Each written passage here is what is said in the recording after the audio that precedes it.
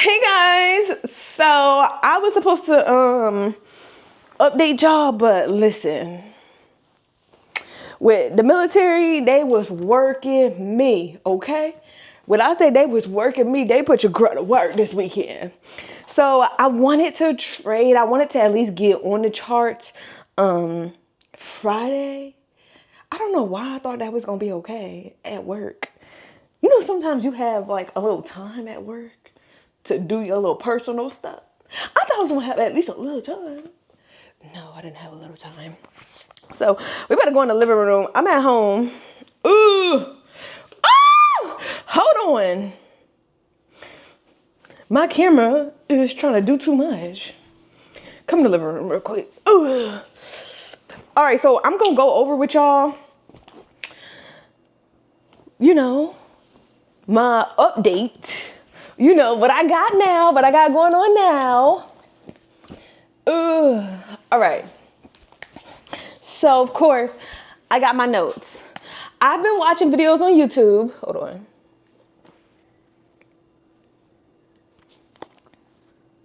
Okay, so I've been watching plenty of videos on YouTube, and I'm not gonna lie, my only problem for watching these videos on YouTube was, or is, comprehending.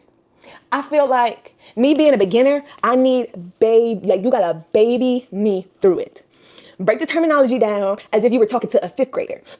Because I feel like once I understand it on that level, then I can work my way up and understand like, oh, okay, you know, certain terminology. I have y'all seen the terminology that I had from the last time, but there is, as you start learning more, I'm noticing there's more terminology, which is okay. I don't mind. Absolutely. I mean, whatever. But I just want to make sure that I'm understanding the basics. I'm the type of person, I need to understand the very basic. If I can explain it back to you, I comprehend it.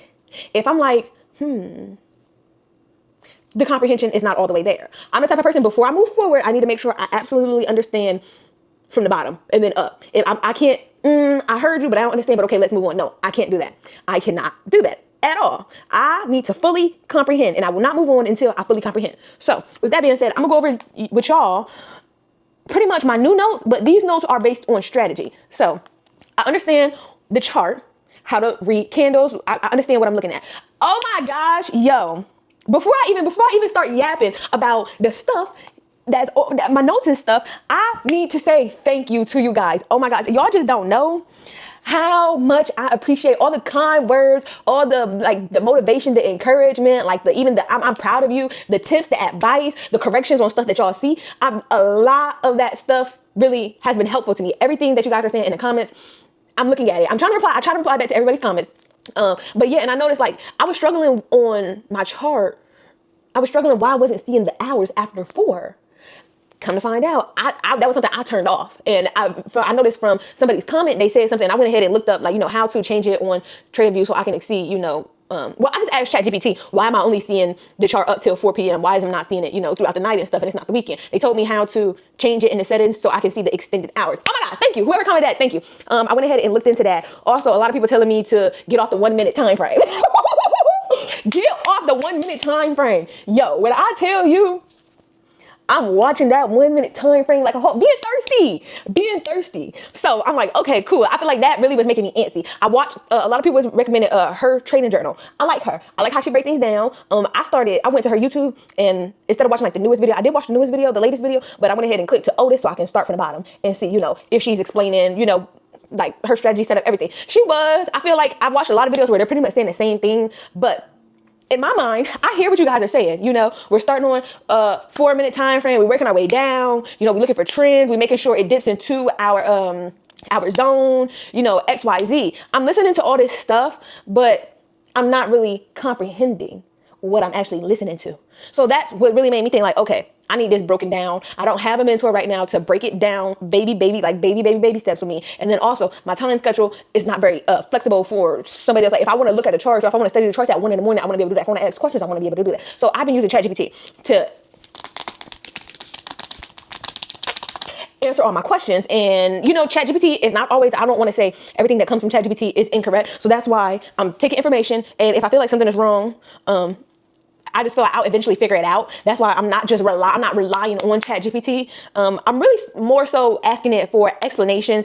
Explain this to me. I'll give ChatGPT an example of what I'm thinking. So after I read something or after I watch something, I'm thinking like, okay, well, let me create an example in my head, a scenario of like what the chart may be like. And then if they say, you know, well, how can you tell if it's a trend? Just for example, how can you tell if it's a trend, or how can you tell if a spike is happening, or whatever? I'll type that in there. I'm like, you know, am I correct? Is this how it's supposed to be? Or, you know, like whatever. That's what I mean. So yeah, so that's what I've been doing.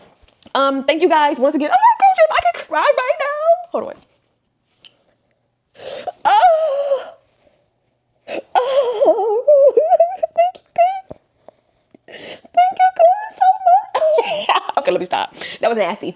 But yeah, thank you. Truly from the bottom of my heart, I hope you guys continue to leave comment, leave advice. If you see that, sometimes I have questions that I don't know the answer to right then and there. Eventually I'll get the answer, but if you know the answer, please. If you see me ask a question, if you know the answer, put it in the comments. Like, please. We're all in this together. So yeah, so that's that. Yeah, thank you guys again. All right, now let's get down to the nitty gritty. So I just really wanted to break down understanding the strategy that I'm going to be using, supply demand, aka support and resistance. I kind of figured out early on that those are the same, just different terminology that still has like the same concept. Okay, cool, no problem. So we'll just call it supply and demand. We'll just call it supply and demand. That's cool.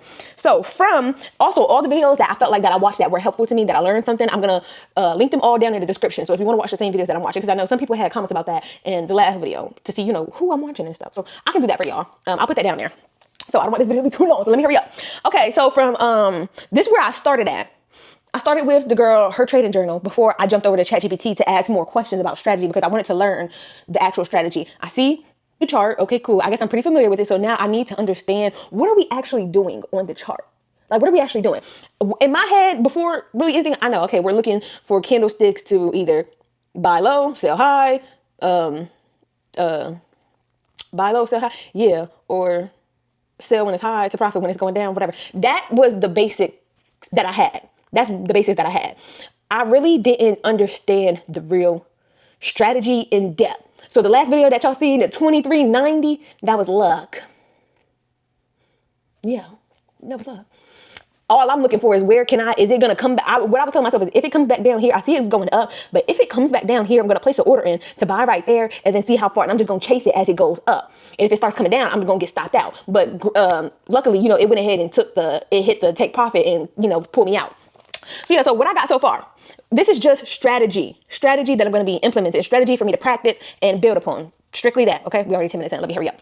So top-down analysis. I didn't know what that was at first, but top-down analysis, your daily time frame. So instead of the 1 minute, as you guys suggested already, I learned from her and you guys, instead of going from that 1 minute, we're going to go to the 5 minute time frame where we're actually putting our trades in. Cool. Let me show you my notes. Do you guys want to see it? I'm about to be all up in, you know, all up in y'all's space, but if y'all want to look, then I just yeah.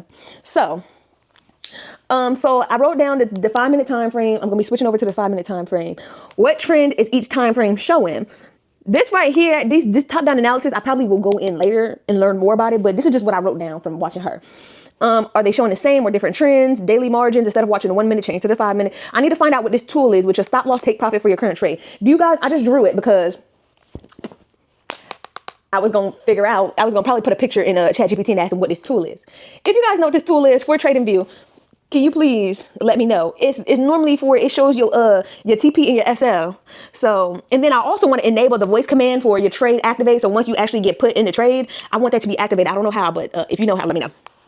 Wicks show rejection. Cool. This is where we got into learning our strategy. So I'm going to kind of like try to fly through this because I don't want to keep y'all here too long. Okay, I'm not teaching. I'm just updating, okay, on what I got going on. Boom. So learning our strategy. Identify the supply and demand zones. We're looking for strong moves away from the price. Fast, clean movement. This is your zone. Fast equals the price leaves the area aggressively that it doesn't give people time to get in. This tells you big buyers or big sellers have stepped in. Price was forced away. The fast movement, I had to go in a little more in depth of understanding what it actually meant by fast movement. Because it wasn't common sense to me, but understand now. So the price drifts away slowly. It's a weak zone. The price explodes away. It's a strong zone. I'm understanding our zone areas. That's where we're putting our new demand or our new supply. I understand that. Fast, it should be easy to spot. You want to see 1 to 3 large candles in the same direction. Candles are bigger than the candles before. Little to no hesitation. Important. We're going to set up your charts to no indicators. And that's what another thing. I'm going to clean all the shit off my chart because watching too many videos, they had me put this on the chart, put this on the chart, put this on the chart. Girl, I don't know what the hell I'm looking at. Okay, I got all this shit on the chart. I don't know what I'm looking at. So we're going to zoom out, get orientated. Before looking for trades, ask if the price generally moving up, down, or sideways. Don't overthink it. So this is another thing what I really had to understand. Your answer is based on the higher highs or the lower lows. Higher highs equals a bullish bias. Lower lows equals bearish. I wasn't understanding higher highs, lower lows for a good minute. I kind of was, but it wasn't very clear in my mind. Choppiness, side to side, what did you call that? Oh, y'all told me what it's called. Consolidation. I think that's it. Consolidation. I think that's it. The choppiness, side to side, that's patience. This tells you what side to prefer, not what to trade yet. All right, so step 2, we're going to find one fast move. Scroll back slightly, look for one obvious fast move. The fast move means the price suddenly move fast, usually shown in one or a few long body candles that clearly take control. So I had to draw myself examples. Okay, y'all, I'm showing y'all my notes. Let me scoot you back. All right, so I had to actually draw myself examples because I'm a visual learner. I like to write it out, read it, and then also I need to see it. So this was literally what I came up with to make sure that I'm understanding. This is all me. So we're looking for long body candles that clearly take control. Example, a hard long body candle that went from start choppy, bearish, that's red here, to a strong bullish. This strong candle right here is strong, long body, and it's bullish. So that's strong rejection, but the sellers failed to take control. That's what this wick is, because for a long time, I was wondering why the wicks aren't very, very important, but they're just evidence supporting the bigger claim, which is we really care about this body. Cool. What fast movement looks like. Boom. Breaking that down for you. The market is saying something just changed. That's what that is right here. This, boom, we've been choppy right here, and then boom, all of a sudden something just changed in the market. That's obvious. That's what I put right here.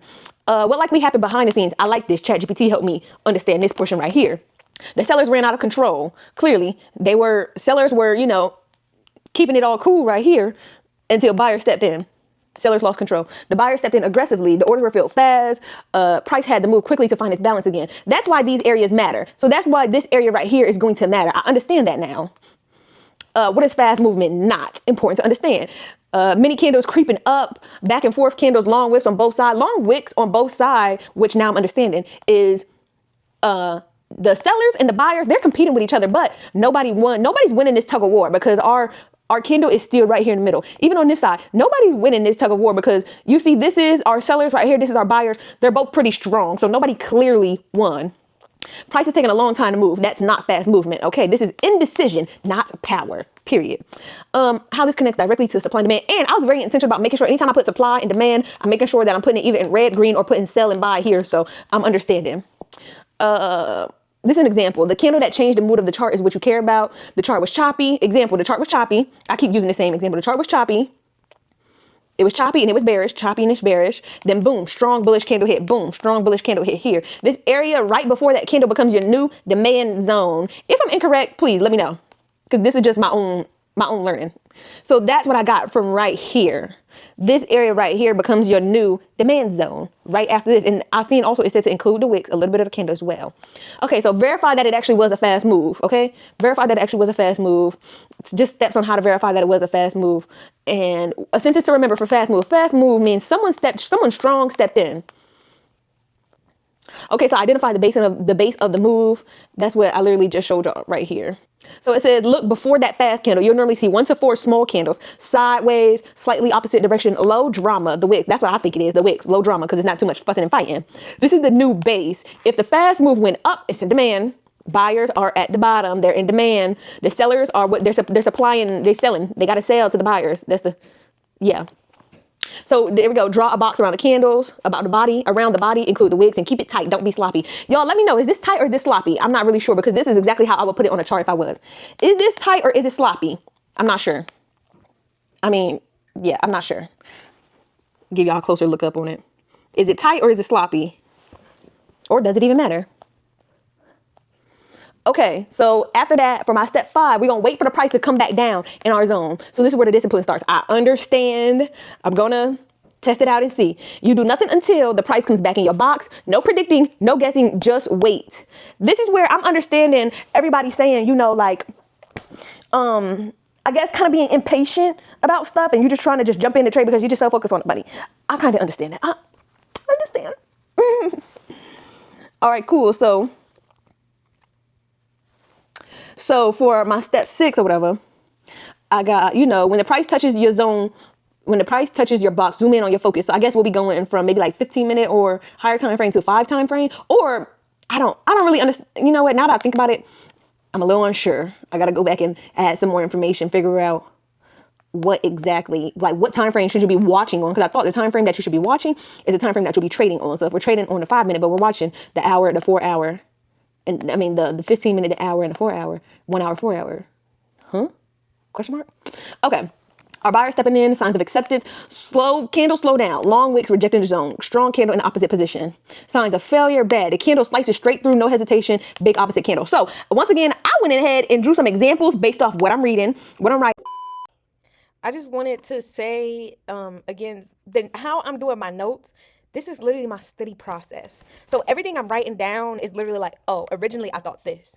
But then, oh, wait, I thought this. No, then I thought this. This is probably the correct way. So I just want to make sure y'all know, like, I'm not taking out any of the things that are incorrect in my notes. I'll just write like, oh, it's not correct. Just so I can know, like, for future references, because originally that's what I thought. So just to make sure. Yeah. And to make sure that I'm kind of understanding. So this is the original. This is the original one that I draw. This is the same drawing, y'all. I just copied and pasted. Okay, so this is my demand zone. This is what I deem as my demand zone. Cool. We're saying if it's failing, if it was to fail, I put example A. This is the OG, example A. Example B was my first thought of what signs of failing would look like. The candle slices straight through our zone, no hesitation, big opposite candle. But after realizing, how can this be the first candle if this is the zone? I need that first candle to be able to deem this as a zone. So I don't think this is right. So right here, I went down to example C. I kind of corrected myself. I even wrote like, I think this is better versus the top one. This one shows the zone. Boom. Our next candle, because we need 2 to 3 candles for confirmation, right? Let's go back up, right? I'm pretty sure that's what it said. Yes. You need to see 2 or 3 bigger candles than the first one. It's somewhere else on here, but okay. Let's go back down. Boom.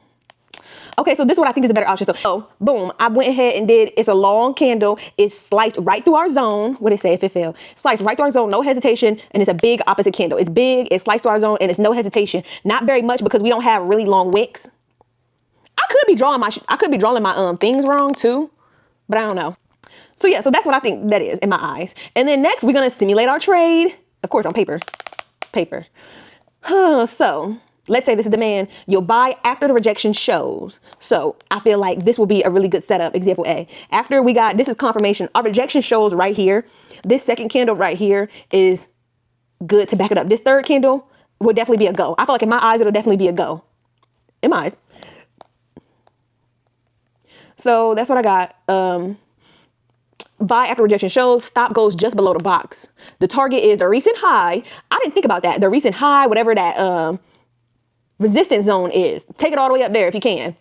Or the next supply zone. So whichever is also another, I guess, zone. I don't know how to explain it, but I understand, but I don't know how to explain it. So you're not entering at the first touch. You're entering after proof. That I understand. At this first touch, you're still unsure. So you need to wait for you got 2 or 3 candles that show strong evidence. This right here shows strong evidence in my eyes.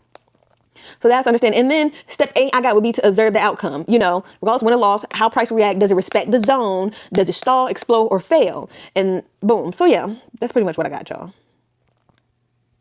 If y'all want, you know, scroll through, read, you know, my notes, whatever I left. And then I also like this example that I got from ChatGPT. Oh my gosh. So when going over your zones, ChatGPT gave me a really good example, a real life example. So think of price like a hallway and people walking through that hallway. Most of the people walk normally. Some people stop.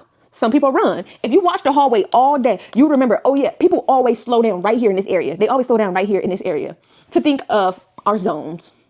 So yeah.